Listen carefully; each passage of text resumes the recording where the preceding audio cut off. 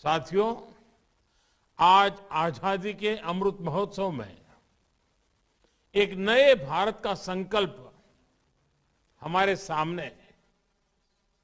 आज देश सबका साथ, सबका विकास, सबका विश्वास और सबका प्रयास के मंत्र पर काम कर रहा है। देश सबके विकास के इस लक्ष्य तक भी तभी पहुंचेगा जब सबके लिए सभी संभावनाएं समान रूप से खुली हों। हम सब जानते हैं, पहले जैसे ही बिजनेस की बात होती थी तो उसका यही मतलब निकला जाता था कि बड़े कॉरपोरेट की बात हो रही है, पुरुषों के काम की बात हो रही है।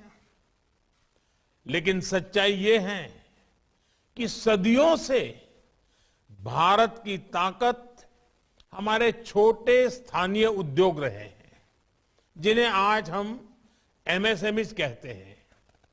इन उद्योगों में जितनी भूमिका पुरुषों की होती है, उतनी ही महिलाओं की होती है।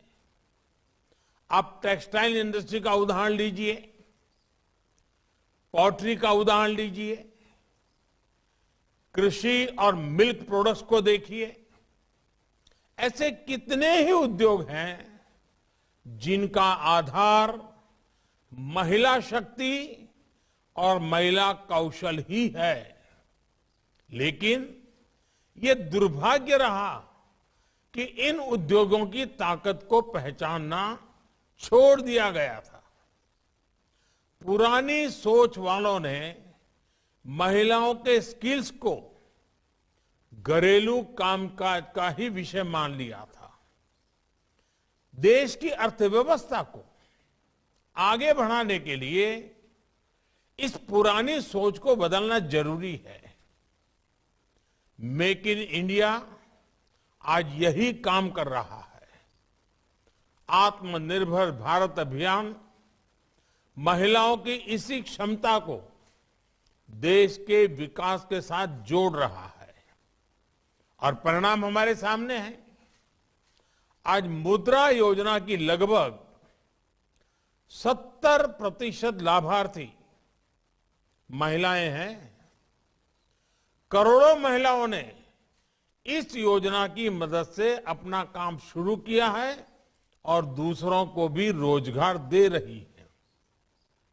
इसी तरह महिलाओं में स्वयं सहायता समूहों के जरिए एंटरप्रेन्योरशिप को बढ़ावा देने के लिए देश दीनदयाल अंत्योदय योजना चला रहा है।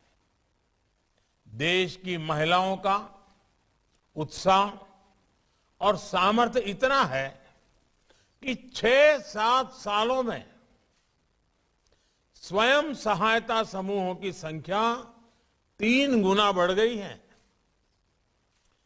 यही ट्रेंड हमें भारत के स्टार्टअप इकोसिस्टम में भी देखने को मिल रहा है। वर्ष 2016 में